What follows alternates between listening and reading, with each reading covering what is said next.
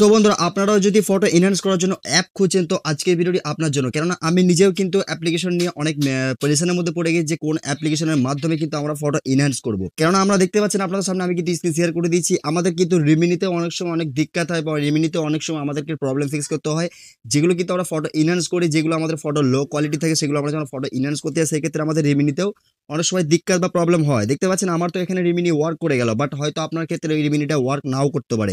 তো তার জন্য আপনাদের জন্য ভিডিওটা মেক করা, কারণ আজকে ভিডিওটা যদি আপনারা দেখে নিতে পারেন তো আপনারা সমস্ত অ্যাপ্লিকেশন ছেড়ে একটা অ্যাপ্লিকেশন আপনাদের প্রোভাইড করে দেবো।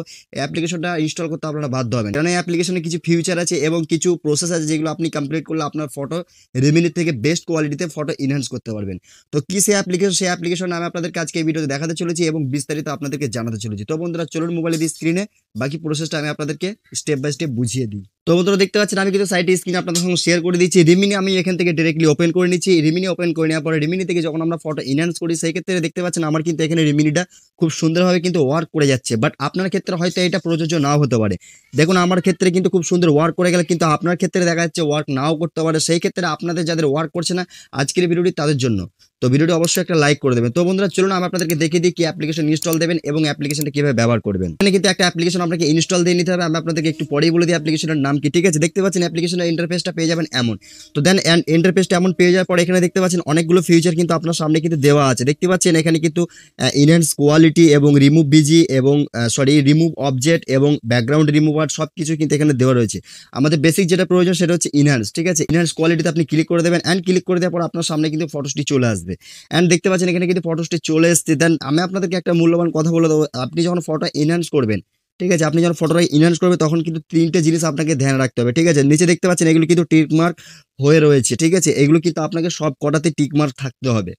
দেন মনে করুন ডিফল্টভাবে যদি বাই ডিফল্ট দেখা যাচ্ছে আপনার এগুলোতে কোনোভাবেই টিক মার্ক নেই, সেক্ষেত্রে আপনার ইনহ্যান্স করেন বা না করেন সেক্ষেত্রে কোনো রকম এখানে কিন্তু আপনি কোনোভাবে কিন্তু এখানে কিন্তু বেনিফিট আপনি পাবেন না। দেখতে পাচ্ছেন আমি কিন্তু এখান থেকে ইনহ্যান্সে ক্লিক করে দিয়েছি অ্যান্ড ইনহ্যান্সে ক্লিক করার পরে দেখতে পাচ্ছেন আমি কিন্তু এখানে নর্মালি একটা ইনহ্যান্স করেছি এবং আমি ফার্স্ট এখানে কি করব ইনহ্যান্স ফেস, এখানে আপনি ক্লিক করে দেবেন। দেখতে পাবেন এটা কিন্তু টিক মার্ক হয়ে গেল। টিক মার্ক হওয়ার কারণ কি হলো, এখানে কিন্তু আমার ফটোসটা কিন্তু ফেসটি কিন্তু এখান থেকে এক মিনিট ফেসটি কিন্তু এখান থেকে অনেকটাই স্মুথ হয়ে গেল। দেখতে পাচ্ছেন অনেকটাই স্মুথ হয়ে গেল ফেসটি। তো এবার আমি আপনাদেরকে দেখাবো এক সেকেন্ড, এবার আমি আপনাদেরকে দেখাবো ইনহ্যান্স কালার্স, ঠিক আছে। এখানে আপনি ক্লিক করে দেবেন অ্যান্ড ক্লিক করার পরে দেখতে পাচ্ছেন আপনার যে কালার্সটা সেটা কিন্তু অনেকটাই ডিফারেন্ট হয়ে গেল দেখেন।